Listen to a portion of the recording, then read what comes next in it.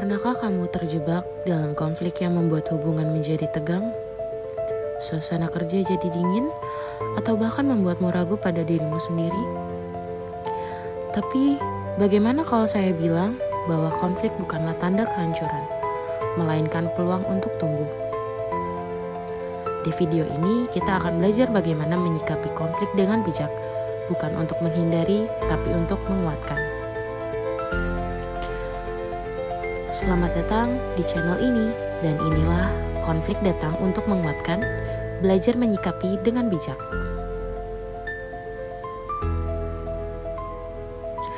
Konflik adalah situasi ketika dua pihak atau lebih memiliki pandangan, kepentingan, atau kebutuhan yang bertentangan.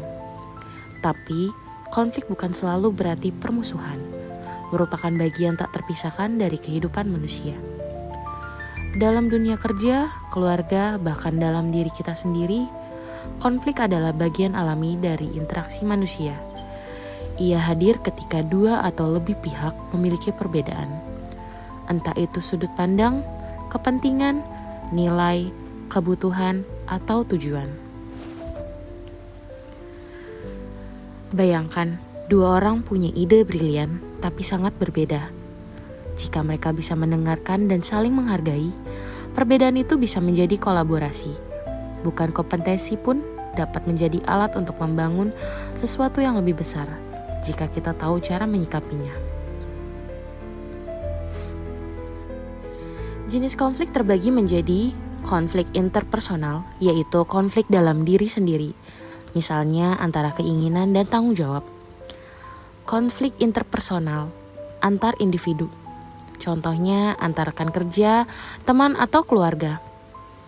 Konflik antar kelompok, misalnya antara tim di organisasi. Dan konflik struktural, akibat kebijakan, sistem, atau ketimpangan kekuasaan. Konflik adalah netral secara alami, tidak positif atau negatif.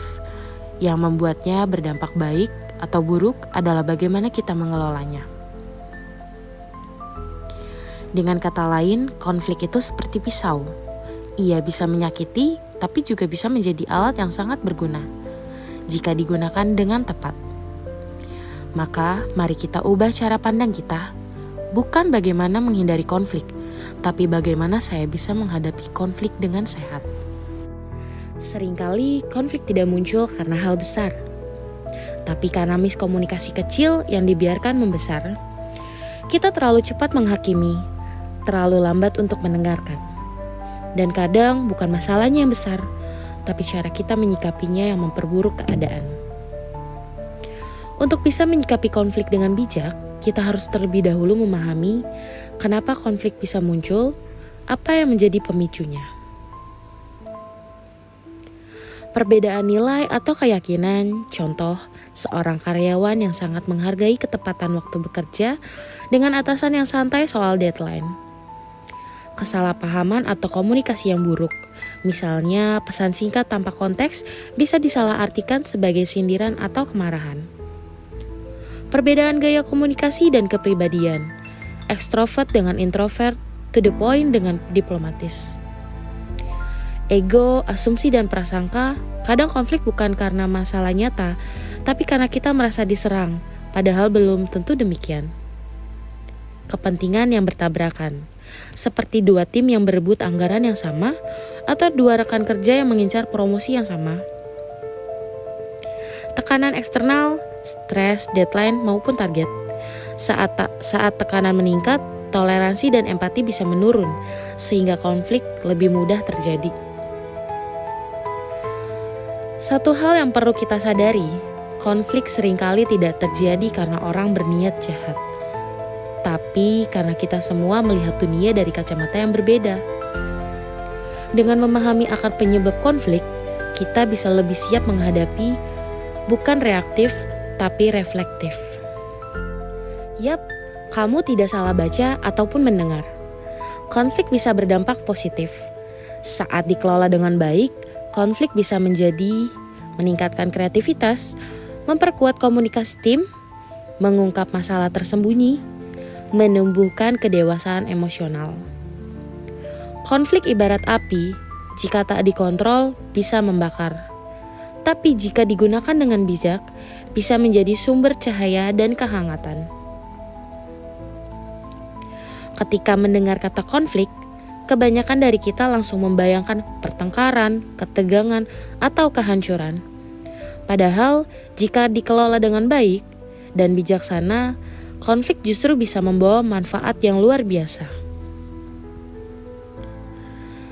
Manfaat positif dari konflik adalah meningkatkan pemahaman dan empati. Dengan konflik, kita dipaksa untuk mendengar perspektif orang lain yang berbeda dari kita. Ini membuka ruang untuk pemahaman yang lebih dalam. Mendorong inovasi dan kreativitas. Ketika ide-ide berbeda bertemu, lahirlah solusi yang lebih tajam dan inovatif. Perbedaan sudut pandang bisa menghasilkan ide brilian. Membuka masalah yang selama ini tersembunyi. Konflik sering menjadi alarm atas sesuatu yang selama ini dipendam atau tidak terlihat. Misalnya ketimpangan beban kerja, komunikasi yang timpang, atau ketidakjelasan struktur. Menguatkan hubungan yang berhasil melewati konflik biasanya menjadi lebih kuat dan matang karena ada proses jujur dan terbuka dalam menyelesaikan masalah. Membangun karakter individu dan tim. Kita belajar mengelola emosi, menjadi lebih dewasa, sabar, dan tangguh. Sebuah tim yang pernah menghadapi konflik dan mampu menyelesaikannya akan jauh lebih solid. Jadi, konflik bukan musuh. Ia adalah alat, dan alat ini bisa mengasah kita jika digunakan dengan bijak. Maka daripada takut konflik, lebih baik kita belajar mengelolanya. Karena pada akhirnya konflik datang bukan untuk merusak, tapi untuk menguatkan. Mengelola konflik tidak berarti menghindari konflik, tapi menghadapinya dengan kepala dingin dan hati terbuka. Bereaksi secara emosional juga bukan pilihan yang bijak. Jadi bagaimana kita bisa mengelola konflik dengan cara yang sehat dan efektif? Mulailah dengan mendengar, bukan sekedar menunggu giliran bicara. Jangan reaktif, jadilah reflektif. Kadang, konflik hanyalah cermin dari luka lama yang belum sembuh atau asumsi yang belum diklarifikasi. Ada beberapa strategi untuk mengelola konflik.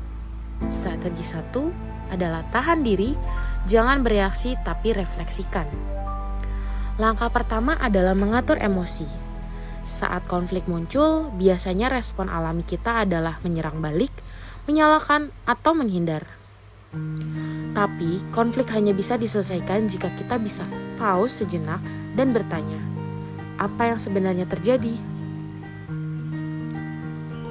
Strategi 2, mendengarkan secara aktif dan tanpa interupsi. Kebanyakan konflik bukan karena kurangnya solusi, tapi karena kurangnya mendengarkan. Coba dengarkan bukan untuk membantah, tapi untuk memahami. Gunakan bahasa tubuh terbuka, kontak mata, dan ulangi inti ucapan lawan agar mereka merasa didengar. Strategi 3, komunikasi asertif bukan agresif. Komunikasi asertif berarti jujur menyampaikan pendapat tanpa menyakiti orang lain. Gunakan kalimat seperti saya merasa atau saya butuh. Bukan kamu salah, kamu selalu, atau kamu yang bikin saya marah.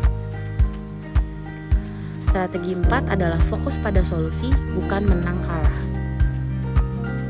Seringkali kita selalu sibuk mencari apa yang salah, siapa yang benar, padahal yang kita butuhkan adalah solusi bersama. Ubah fokus dari konflik antar individu menjadi masalah yang harus dipecahkan bersama. Strategi 5, libatkan mediator jika perlu. Kalau konflik sudah terlalu dalam dan emosional, tidak ada salahnya melibatkan pihak ketiga, seperti pemimpin tim, HR, atau mediator profesional. Bukan untuk memihak, tapi untuk menjembati komunikasi. Strategi 6 adalah evaluasi dan belajar dari konflik. Setelah konflik selesai, luangkan waktu untuk refleksi. Apa yang bisa kita pelajari dari proses ini, apa yang bisa dihindari di masa depan. Konflik yang tidak dipelajari bisa terulang. Tapi konflik yang direnungkan bisa menjadi batu loncatan menuju kedewasaan. Mengelola konflik bukan soal teknik saja, tapi soal sikap. Dibutuhkan kerendahan hati, kemauan untuk mendengarkan, dan keberanian untuk berubah. Mari kita lihat contoh nyata. Tim marketing di sebuah perusahaan startup pernah mengalami konflik besar karena perbedaan visi dengan tim produk. Tapi alih-alih saling menjatuhkan, mereka memutuskan untuk duduk bersama, membuat forum diskusi terbuka, dan akhirnya menyusun ulang strategi bersama. Konflik yang nyaris membuat mereka bubar justru menjadi titik balik untuk menjadi tim yang lebih solid. Pertemuan antar tim selalu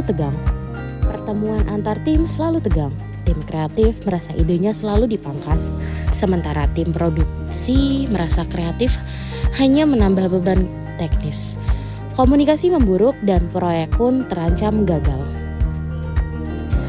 Atas saran manajer proyek, diadakan sesi diskusi terbuka dengan fasilitator netral. Di sesi itu, semua pihak didengar tanpa dipotong. Tim kreatif belajar bahwa produksi punya batas waktu dan teknis. Tim produksi memahami bahwa estetika punya dampak besar pada user experience. Mereka pun bersepakat menciptakan minimum viable produk dengan sentuhan visual minimalis, lalu secara bertahap menambahkan fitur dan estetika tambahan di versi berikutnya. Apa hasilnya? Aplikasi sukses diluncurkan. Hubungan antara tim membaik dan mereka bahkan menciptakan standar komunikasi lintas tim yang lebih terbuka.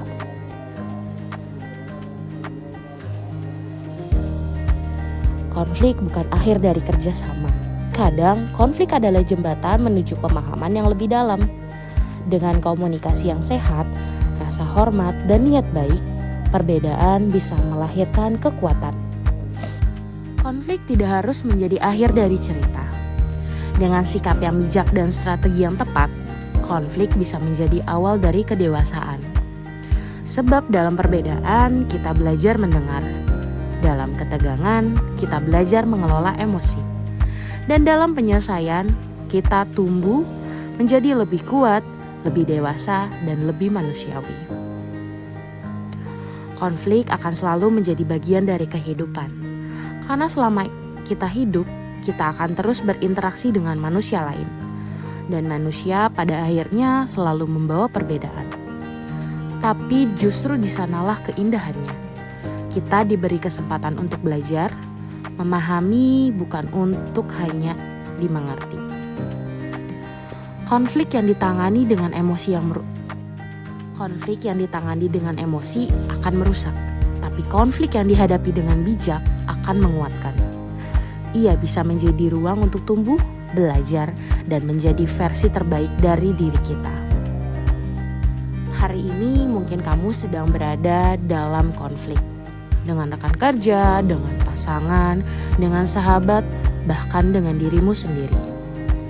Ambillah waktu sejenak, dengarkan, renungkan, lalu hadapilah dengan keberanian dan hati yang terbuka.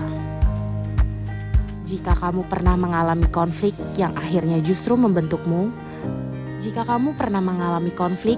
pada akhirnya justru akan membentukmu menjadi pribadi yang lebih kuat.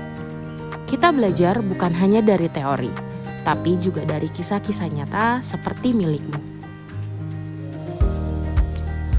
Konflik datang bukan untuk menghancurkan, tapi untuk membentuk. Terima kasih telah menonton. Sampai jumpa di video berikutnya, tempat kita belajar, tumbuh, dan menjadi lebih bijak bersama.